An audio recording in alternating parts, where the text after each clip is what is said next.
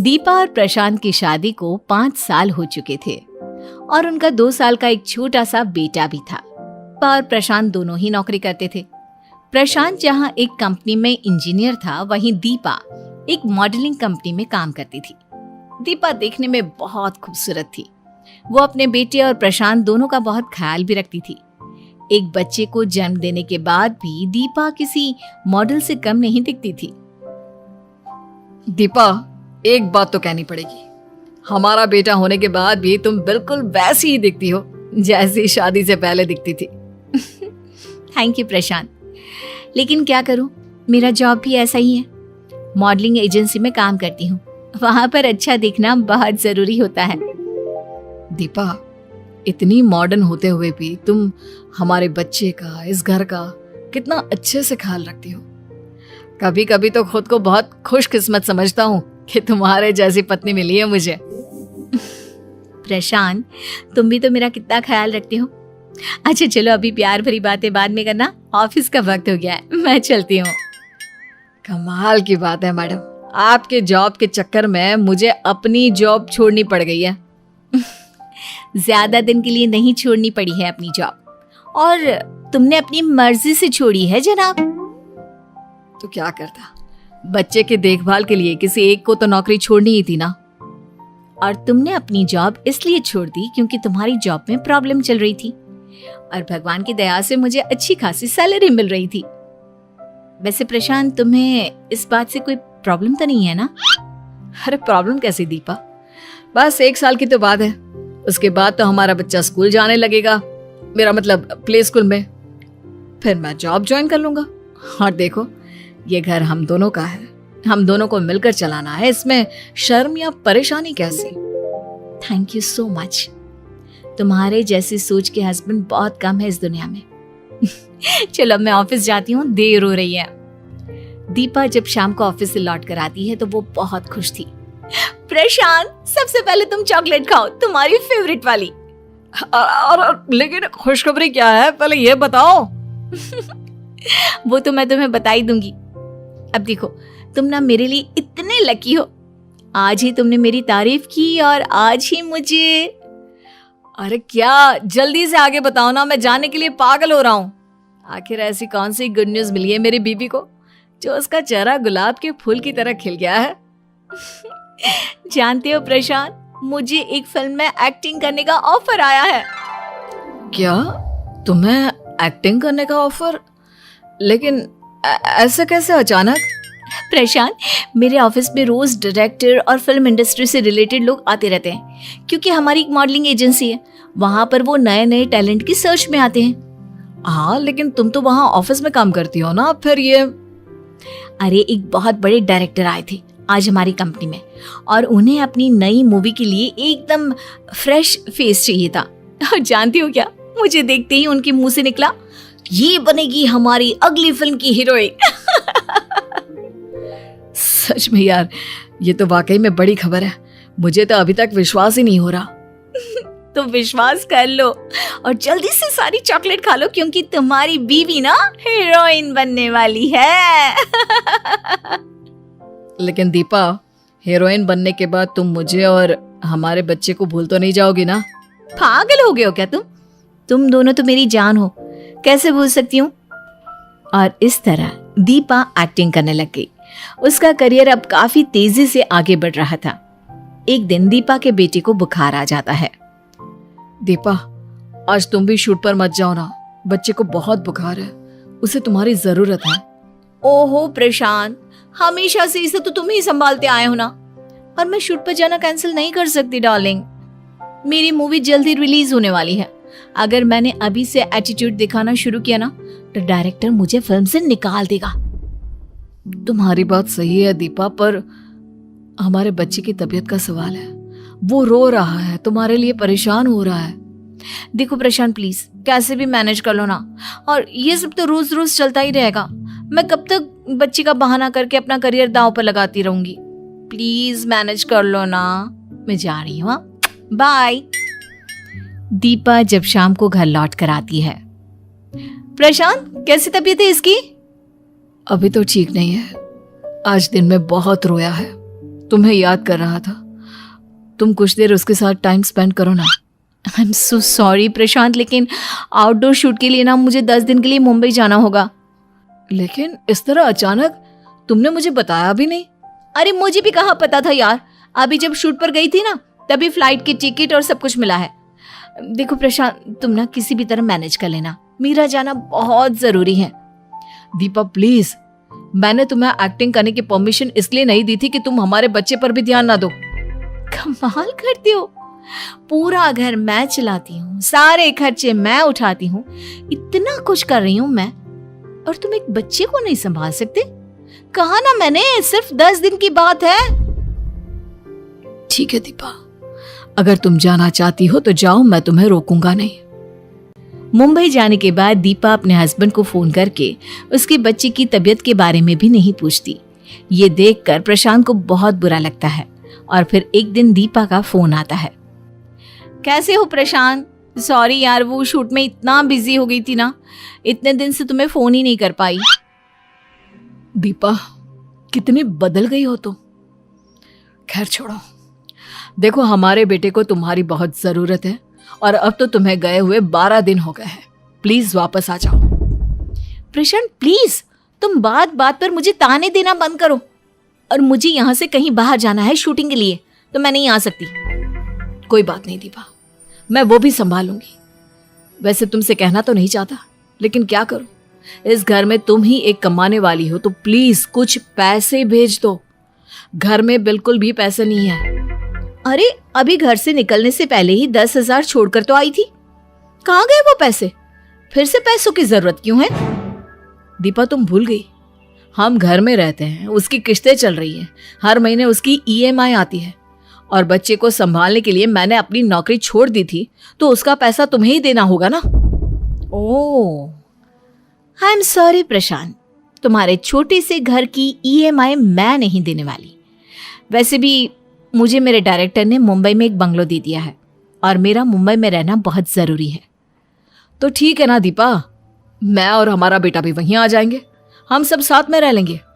अच्छा है ना, तुम अपना करियर सेट कर लेना। प्रशांत, तुम कोई बात समझने की कोशिश क्यों नहीं करते? अगर तुम यहाँ आकर रहने लगे तो सारी इंडस्ट्री को पता चल जाएगा कि मैं एक बच्चे की माँ हूं, और फिर मेरे करियर का क्या होगा? इस बारे में कभी सोचा है तुमने? ठीक है दीपा, मैं तुम्हारे पास मुंबई नहीं आऊंगा, लेकिन अगर कभी तुम्हारे बच्चे की याद तुम्हें आ जाए तो तुम प्लीज आ जाना। और इस तरह दीपा घर पर पैसे भेजना बंद कर देती है, जिसकी वजह से प्रशांत अपने घर की EMI नहीं भर पाता और उसे वो घर छोड़ना पड़ता है। घर छोड़ने के बाद प्रशांत अपने सबसे अच्छे दोस्त विवेक के घर आ जाता है। विवेक प्रशांत का बहुत अच्छा दोस्त था और उसकी पूरी मदद कर रहा था। क्या हालत बना ली है यार तूने अपनी, इतनी अच्छी नौकरी थी, सब छोड़ दिया। विवेक, मुझे इस बात का कोई दुख नहीं है, मैंने जो किया अपने बेटे के लिए किया। अगर किसी ने कुछ गलत किया है तो वो दीपा ने किया। मुझे भी इस बात पर भरोसा नहीं होता कि दीपा तेरे साथ ऐसा कर सकती है, लेकिन यार प्रशांत, अब तुझे भी ना कोई कदम उठाना ही पड़ेगा। कदम उठाना पड़ेगा? तू कहना क्या चाहता है? देख, ये बच्चा तेरे अकेले का नहीं है, दीपा उसकी माँ है, और तुम दोनों का फैसला था कि तू नौकरी छोड़ देगा और दीपा घर का खर्च चलाएगी, और अब वो इस तरह अपनी जिम्मेदारी छोड़कर भाग नहीं सकती। अरे तो क्या करूं मैं? उसके पैरों में जाकर दया की भीख मांगू? अरे उसने तो मुझे मुंबई तक आने से मना कर दिया है। देख प्रशांत, जब घी सीधी उंगली से ना निकले ना तो उंगली टेढ़ी करनी पड़ती है। तेरे कहने का क्या मतलब है? मैं कुछ समझा नहीं। कोई बात नहीं, अब मैं तुझे समझाता हूँ कि मुझे क्या करना चाहिए ताकि तेरा और तेरे बच्चे का भविष्य खराब ना हो और उसकी माँ को सबक मिल जाए कि उसने तुम दोनों के साथ गलत किया है। भाई सीधे सीधे बताना, आखिर करना क्या है? मेरे कुछ समझ में नहीं आ रहा है। तुझे अपनी पत्नी दीपा पर कोर्ट केस करना होगा। अरे तू पागल हो गया है क्या?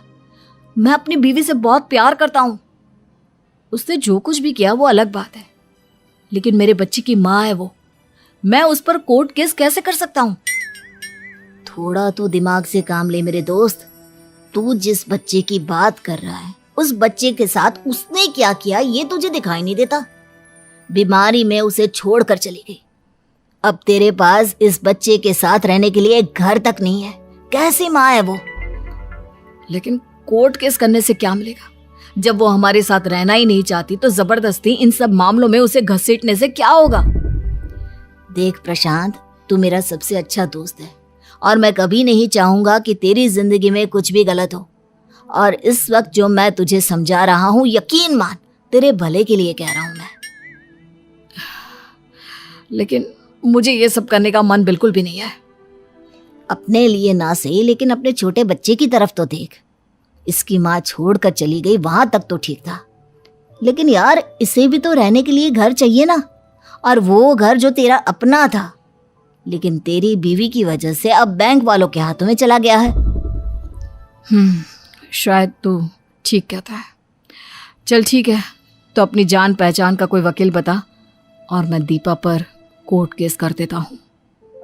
कुछ दिनों के बाद दीपा के पास जब कोर्ट का नोटिस पहुंचा तो वापस वो अपने शहर लौट आई, लेकिन प्रशांत के पास नहीं, बल्कि एक होटल में जाकर रहने लगी। कोर्ट में प्रशांत का वकील। जज साहब, ये है मिसेस दीपा। जानते हो उन्होंने क्या किया? इन्होंने बच्चा होने के बाद जबरदस्ती अपने पति की नौकरी छुड़वाई, ये कहकर कि वो नौकरी करके घर चलाएंगी, अपने पति और बच्चे की फाइनेंशियली हेल्प करेंगी। दीपा का वकील। जज साहब, ये साहब तो कुछ भी बोल रहे हैं। दीपा ने ऐसा कुछ नहीं किया है। वो बस अपना करियर बनाने के लिए मुंबई चली गई थी। और रही बात नौकरी छोड़ने की, तो प्रशांत ने अपनी मर्जी से नौकरी छोड़ी है। उस पर किसी ने कोई जोर जबरदस्ती नहीं की है। जज साहब, बच्चे के आने के बाद दीपा और प्रशांत के बीच में ये समझौता हुआ था। आपके पास इस बात का कोई सबूत है? किसी तरह की कोई लिखा पड़ी हुई हो दीपा और प्रशांत के बीच, तो बताइए आप। जज साहब, जब मियाँ और बीवी के बीच इस तरह के फैसले होते हैं ना, तो लिखा पढ़ी नहीं होती, आपसी बातचीत से ही काम होता है। और उस दौरान प्रशांत और दीपा के बीच का रिश्ता काफी नॉर्मल था, इसलिए एक बार में ही दीपा के कहने पर प्रशांत ने अपनी नौकरी छोड़ दी। इसका मतलब आपके क्लाइंट प्रशांत के पास खुद का दिमाग ही नहीं है। अरे आज के जमाने में कोई भी लड़का बच्चे को पालने के लिए नौकरी छोड़ता है क्या? आपका क्लाइंट झूठी मूठी कहानियां बना रहा है, क्योंकि मेरी क्लाइंट बहुत बड़ी हीरोइन बन गई है। उनके पास रुपए पैसे की कोई कमी नहीं है, तो वो उनसे पैसा ऐंठना चाहता है। जज साहब, मेरे क्लाइंट पर झूठा इल्जाम लगाया जा रहा है। सच तो यह है कि मिसेस दीपा अपनी जिम्मेदारियों से भागकर मुंबई चली गई। उन्होंने पलटकर अपने बच्चे की तरफ देखा तक नहीं। ऑर्डर ऑर्डर, मिसेस दीपा को बुलाया जाए, पूछताछ की जाएगी। हाँ तो मिसेस दीपा बताइए, आखिर क्या इरादे थे आपके अपने पति की नौकरी छुड़वाने के पीछे? यही ना कि बच्चे को जन्म तो दे दिया, फिर हमेशा के लिए उसे अपने बाप के पास छोड़कर आप चली जाए। नहीं, ऐसी कोई बात नहीं है। मैं सिर्फ अपना करियर बनाने के लिए मुंबई गई थी और प्रशांत ने नौकरी बच्चे की देखभाल के लिए छोड़ी थी। तो आप मानती हैं कि प्रशांत ने नौकरी आपके और प्रशांत के बच्चे के लिए छोड़ी थी? तो एक बात बताइए मिसेस दीपा, अगर आप मुंबई रहने लगी थी तो आप अपनी फैमिली को भी तो अपने साथ ले जा सकती थी। हाँ, लेकिन मैं एक एक्ट्रेस हूँ, मुझे कई सारी बातें मीडिया से छुपा कर रखनी पड़ती है। सुना आपने जज साहब, मिसेस दीपा की बातों से साफ साफ जाहिर होता है कि सिर्फ मीडिया और इंडस्ट्री से इस बात को छुपाने के लिए कि वो शादीशुदा हैं, उन्होंने अपने पति और बच्चे को यहीं छोड़ दिया। ऑब्जेक्शन माय लॉर्ड, मेरे क्लाइंट पर उल्टे सीधे इल्जाम लगाए जा रहे हैं। उनके कहने का ये मतलब बिल्कुल नहीं है।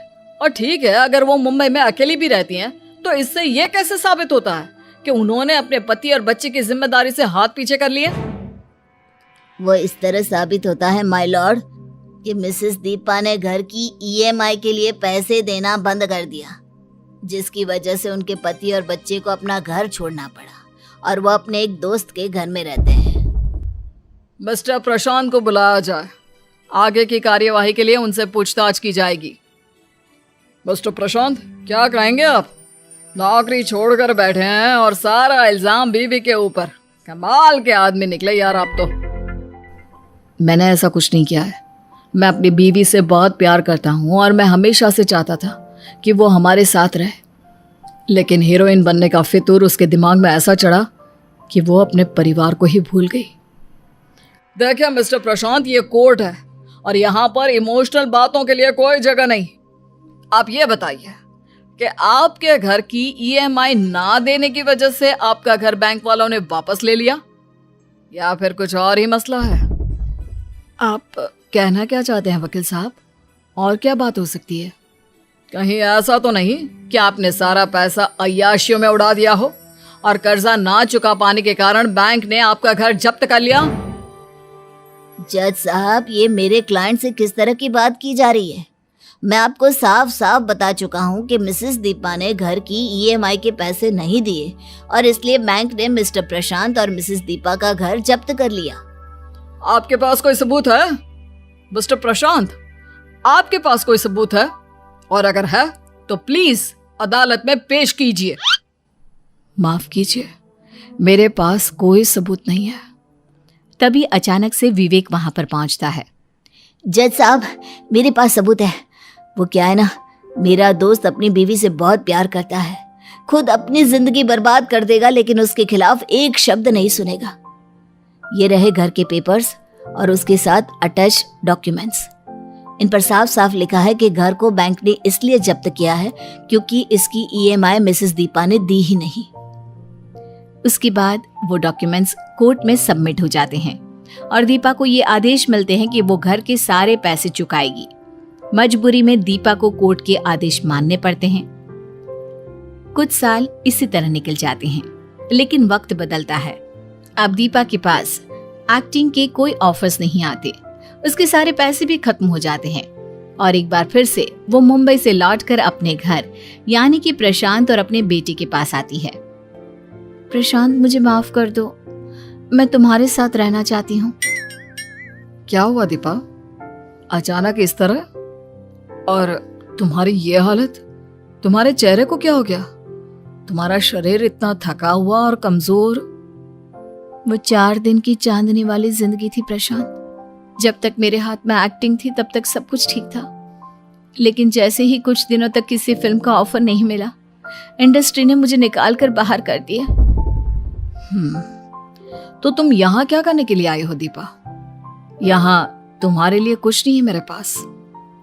लेकिन तुम और मेरा बेटा तो हो ना प्रशांत, मुझे तुम लोगों के साथ रहना है।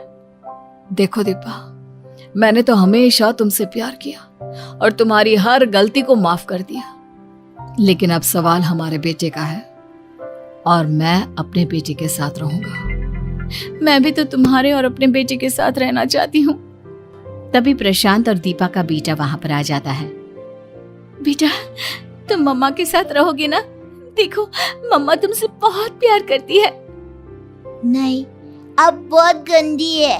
अब मुझे छोड़कर चली गई थी। अब मुझे आपके साथ नहीं रहना, मुझे पापा के साथ रहना है। प्रशांत, प्लीज मुझे माफ कर दो, मुझे अब तुम लोगों के साथ रहने दो। नहीं दीपा, बहुत देर हो चुकी है। याद करो वो दिन, मैंने तुम्हारे सामने कितने हाथ जोड़े थे, लेकिन तुमने मेरी एक बात नहीं सुनी। अब मैं दोबारा तुम पर भरोसा नहीं कर सकता।